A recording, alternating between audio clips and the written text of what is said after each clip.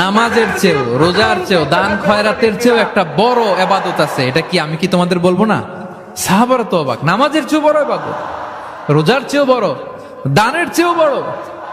ক্বালু বালা ইয়া রাসূলুল্লাহ।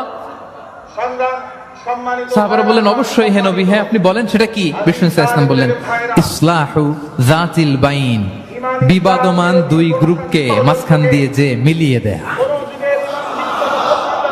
নামাজের চেয়েও বড়, রোজার চেয়েও, সাদাকার চেয়েও বড়, মিলাইয়া দেওয়া।